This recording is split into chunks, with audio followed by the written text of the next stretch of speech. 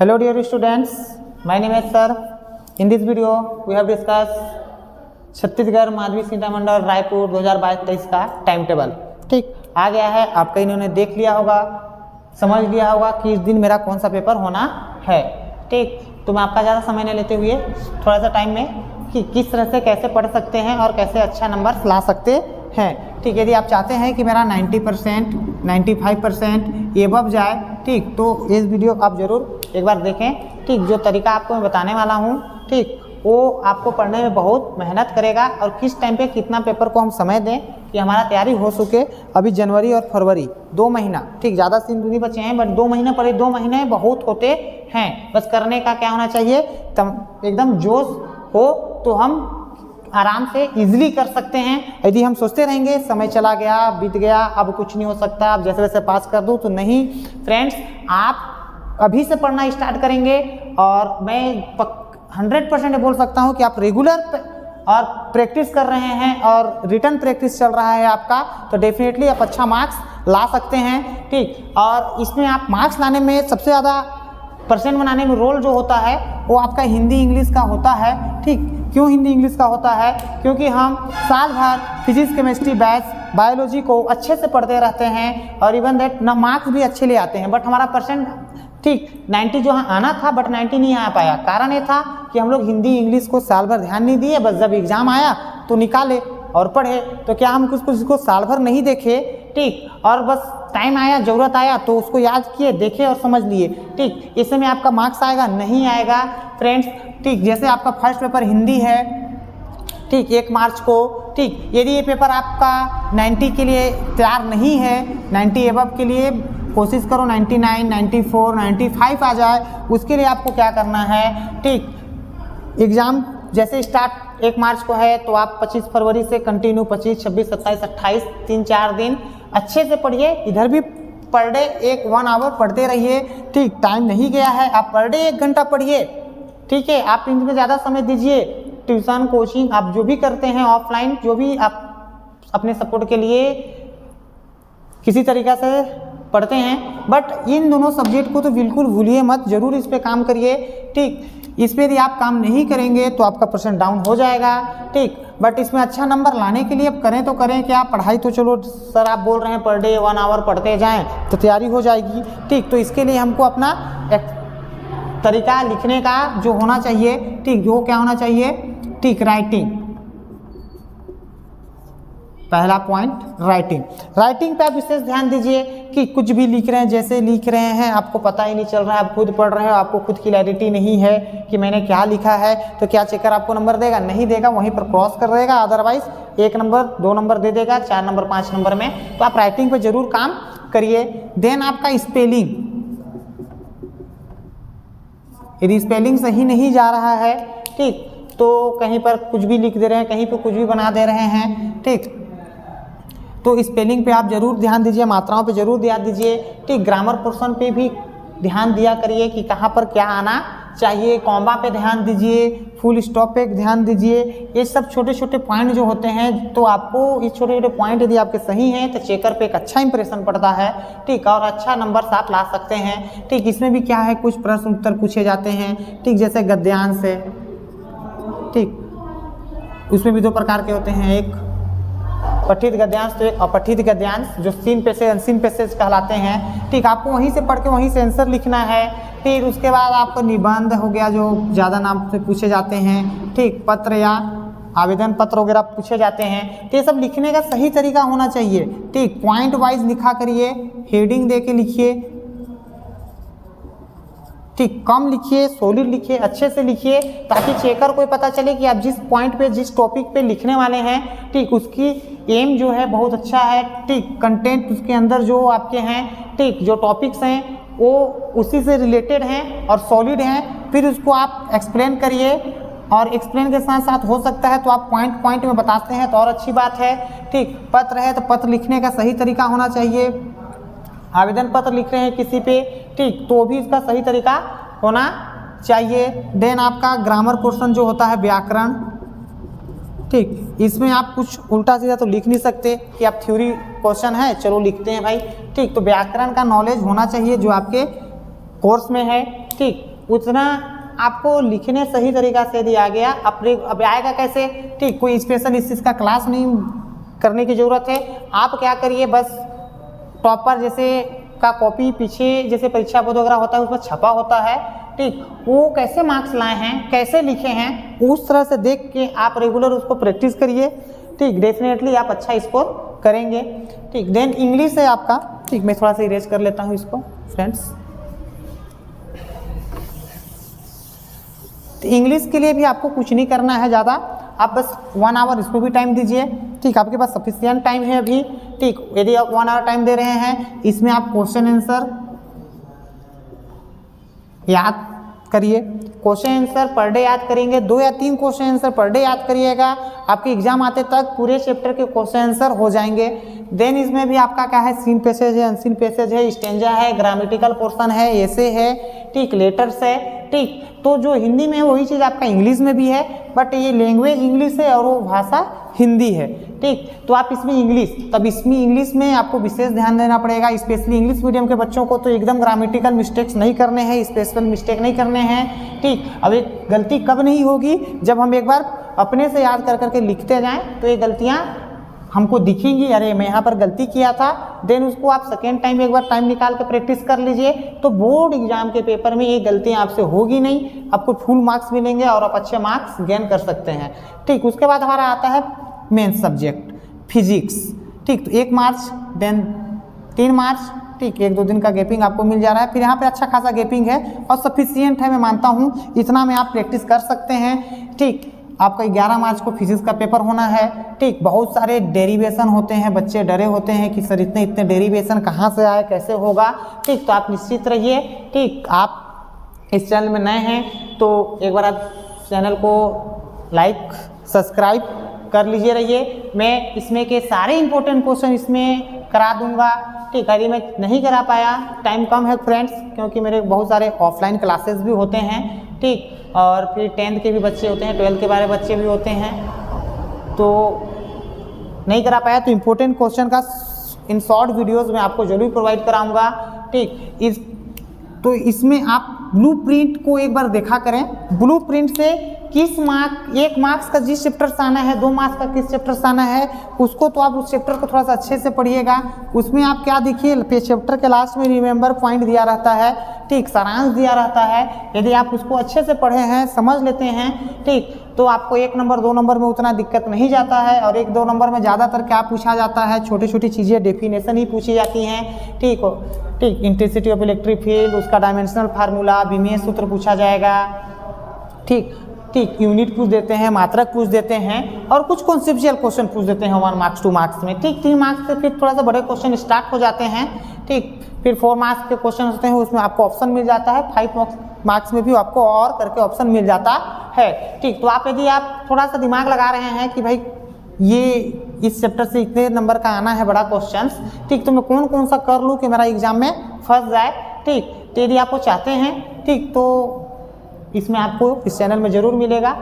Then आप regular इस पर प्रैक्टिस करिए। यदि हम क्वेश्चन कोई भी बता भी देता है आपको कि ये सारे इंपॉर्टेंट क्वेश्चंस हैं, ठीक, तो उस इंपॉर्टेंट कोर्स को आपको लगाना होता है प्रैक्टिस, ये तो प्रैक्टिस मांगता है, ठीक। यदि आप प्रैक्टिस नहीं करते हैं, ठीक, मैं जैसे 2012-2013 का एग्ज़ाम लिखा था, ठीक, तो उस टाइम रेगुलर प्रैक्टिस किया था इसमें मैंने सालों साल, ठीक। और लास्ट के 1-2 महीना में जिससे मेरे को गाइडलाइन किया, ठीक, उनको मैं थैंक यू बोलता हूँ। और उनके गाइडलाइन पे मैं रेगुलर प्रैक्टिस करता रहा, ठीक। मैं ये नहीं सोच रहा था कि मेरे को याद है कि भूल गया, मैंने अपना कर्म करते रहा, समय देता रहा, बनाता रहा, ठीक। कब 2 बजे कब 1 बजे रात को कोई पता नहीं चलता था, ठीक। पर आप मेहनत इसी तरह से करेंगे तो आपको ज़रूर सफलता एक दिन मिलेगी। और बोलते हैं ना दोस्तों, ठीक, मेहनत इतनी खामोशी से करें कि आपकी सफलता शोर मचा दे, ठीक। आपका जब रिजल्ट आए तो आपके माता पिता खुश हो जाएं, आप जो स्कूल में पढ़ रहे थे स्कूल वाले आप पे गौर करने लगे हैं, जिस समाज में, जिस क्षेत्र में, जिस शहर में आप रहते हैं,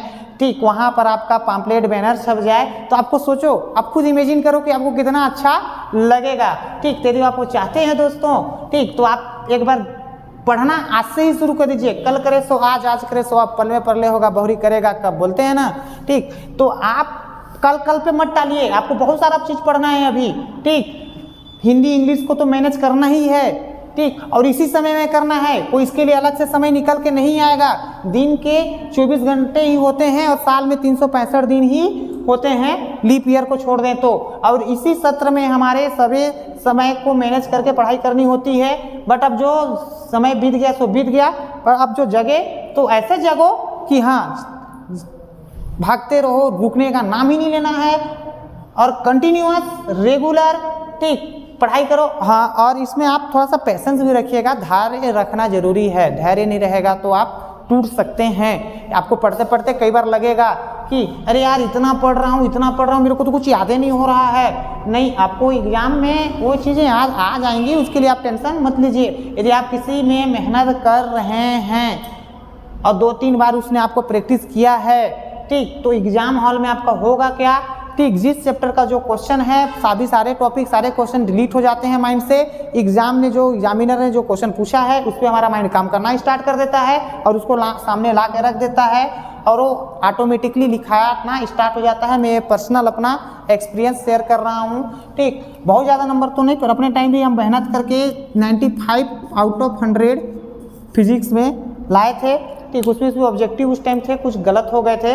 तो आप रेगुलर प्रैक्टिस करिए और रिमेंबर पॉइंट जो दिए हैं और सिलेक्टेड इंपॉर्टेंट क्वेश्चन जो होते हैं, लास्ट 5 ईयर्स क्वेश्चन जो होते हैं उसको करिए, ठीक। आपको बहुत हेल्प करेगा तैयारी करने में, ठीक। लास्ट 5 ईयर के क्वेश्चन पेपर का सॉल्यूशन आपको इस चैनल में जैसे जैसे दिन बीतेंगे आपको एग्जाम से पहले मिल जाएगा। तो यदि आपको अच्छा लगेगा तो आप ज़रूर उसको देखिए, चैनल सब्सक्राइब करिए, शेयर करिए अपने दोस्तों में। अब उसके बाद है 11 के बाद केमिस्ट्री है 14 को, ठीक। यहाँ आपको थोड़ा सा समय कम है, तो सर यहाँ समय कम है तो अब करें तो कैसे, 12, 13 और 14, ठीक। तो यहाँ पर आपको पहले से अच्छे से तैयारी करके रखना पड़ेगा ताकि 2 दिन में हम अच्छे से पूरा रिवीजन कर सकें, ठीक। केमिस्ट्री में दोस्तों बहुत कुछ याद करना पड़ता है और यहाँ तक ये भी बोल देता हूँ कि कुछ टॉपिक्स, कुछ रिएक्शंस तो ऐसे होते हैं समझाने और समझने से परे होता है, ठीक। आपको एक दिन के लिए, ओनली एक दिन के लिए आपको एग्ज़ाम जब तक नहीं लिख लेते तब तक उसको याद में रखना पड़ता है, माइंड में रखना पड़ता है। यदि एग्जाम ने पूछ लिया एग्जामिनर ने तो आप लिख दो, अदरवाइज वो नहीं आया तो एग्जाम हॉल से निकलने के साथ तो ऐसे डिलीट हो ही जाएगा, ठीक। तो आप रेगुलर इसमें भी आप अभ्यास करिए। अभ्यास जो शब्द होता है ना दोस्त, ऐसा शब्द है, ठीक, कि इसको कर करके कोई भी चीज़ आगे बढ़ा जा सकता है, पर इसके लिए प्रैक्टिस चाहिए और अभ्यास करने के लिए क्या चाहिए, समय। भाई हम समय नहीं देंगे तो अभ्यास होगा कहाँ से, ठीक।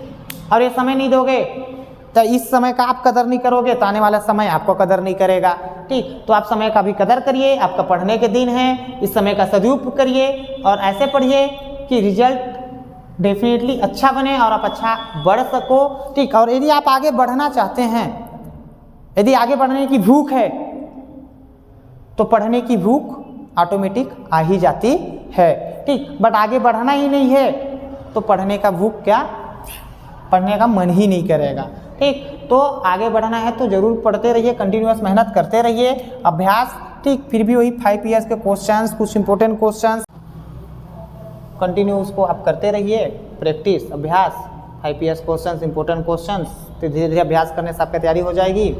फिर उसके बाद आता है मैथ्स ग्रुप वालों का, वो तो इतना कॉमन था दोनों के लिए मैथ्स में, ठीक। मैथ्स में बहुत लार्ज, बहुत मोटा बुक सिलेबस हो जाता है, ठीक। तो मैं तो एक ही कहूँगा कि आप एग्जाम्पल्स को अच्छे से प्रैक्टिस करिए। यदि आप एक्सरसाइज के पूरे क्वेश्चंस नहीं करते हैं, कि कुछ क्वेश्चन तो करने ही पड़ेंगे, बट एग्जाम्पल के क्वेश्चंस को बिल्कुल मत छोड़िएगा। एग्जाम्पल से क्वेश्चन आते भी हैं, फंसते भी हैं, और एग्जाम्पल से आप उस टाइप का यदि क्वेश्चन आता है तो आप बनाने का प्रयास कर सकते हैं, ठीक। बहुत ज़्यादा मेहनत होता है इसमें फ्रेंड्स, ठीक। आपके फार्मूलेज वगैरह, ठीक, डिटर्मिनेंट बनाना, प्रोसेस, मतलब मैथ्स एक, मैं खुद मैथ्स का हूँ तो मैं समझ सकता हूँ कि मैथ्स पढ़ने में बहुत समय लगता है, बहुत प्रैक्टिस देना पड़ता है। तो आप रेगुलर मेहनत करिए, प्रैक्टिस करिए, फार्मूला का दिमाग में रखिए चैप्टर वाइज, उससे हर चैप्टर का एक फार्मूला जो बनता है चार्ट बना लीजिए। अब जहाँ पढ़ते हैं वहाँ पर उसको आप रख लीजिए, ताकि आप जो जब भी देखें, जब भी वहाँ पर आइए तो वो फार्मूला आपका दिमाग में चलने लगे, रन करने लगे, ठीक। और उस फार्मूला से क्वेश्चन माइंड में सोचिए कि हाँ ये फार्मूला इस टाइप का क्वेश्चन बनने वाला है, इस फार्मूला से इस टाइप का क्वेश्चन बनने वाला है, ठीक। तो आप रेगुलर मेहनत प्रैक्टिस करिए, और ज़्यादा कुछ करने की ज़रूरत तो है नहीं, बस अभ्यास ही है। देन 27 मार्च को आपका, ठीक। तो देखो 14 के बाद 25 को मैथ है, काफ़ी गैपिंग है, बहुत अभ्यास बहुत प्रयास करके आप अच्छा नंबर डेफिनेटली ला सकते हैं। फिर उसके बाद बायो के लिए और भी 1-2 दिन ज़्यादा समय है, ठीक। तो बायो में इतना दिन में करेंगे क्या, तो आप क्या करिए, ठीक, डायग्राम प्रैक्टिस करिए, ठीक, बुक अच्छे से रीड करते रहिए, ठीक। और जो भी आपको टॉपिक क्लियर नहीं है, साल भर जो पढ़े हैं, जो चैप्टर क्लियर नहीं है, ठीक, उसको आप पढ़ के स्ट्रॉन्ग करिए, ठीक। और लास्ट के सारे जिसमें का भी देख लीजिए आप 5 ईयर्स क्वेश्चंस,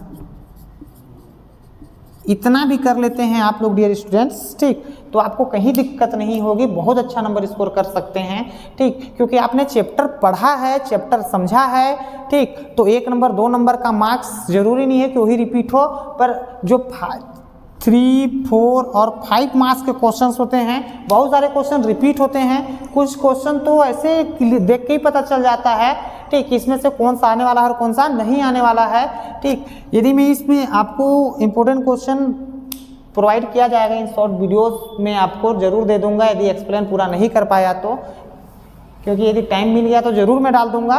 ताकि मेरे पास जो ऑफलाइन क्लासेस होते हैं, फिजिक्स के भी क्लास हैं, केमिस्ट्री के भी हैं, 10th के हैं, CG CBSE, बहुत सारे क्लासेस हो जाते हैं ऑफलाइन, तो ज़्यादा समय नहीं मिल पाता है, बट कोशिश करूँगा अपने तरफ से मैं जितना अच्छा आपको हेल्प कर सकूँ, ठीक। प्रैक्टिस अभ्यास आप करिए, और जब तक आप मेहनत नहीं करेंगे तब तक आप आगे बढ़ेंगे नहीं।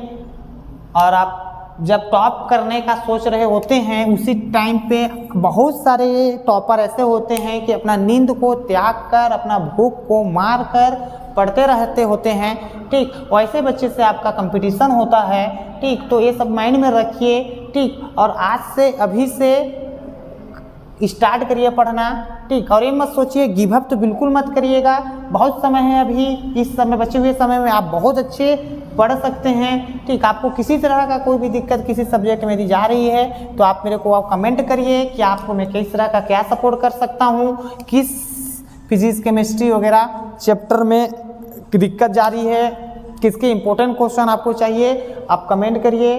और मेरी शुभकामनाएं, ऑल दी बेस्ट। आप अच्छे से तैयारी करें, अच्छे से प्रैक्टिस करें और अच्छा रिजल्ट बनाएं, और अपने गांव समाज, माता पिता, अपने गुरुओं का नाम रोशन करिए। ये वीडियो आपको यदि हेल्पफुल हुआ तो आप एक बार चैनल को लाइक, सब्सक्राइब, शेयर कर सकते हैं, ताकि कोई भी, हाँ, यदि आप सब्सक्राइब करते हैं तो बेल आइकन को एक बार ज़रूर दबा लीजिएगा, ताकि हमारा कोई भी नई वीडियो अपलोड हो तो उसका नोटिफिकेशन आपके पास आ सके। Okay, thank you for watching.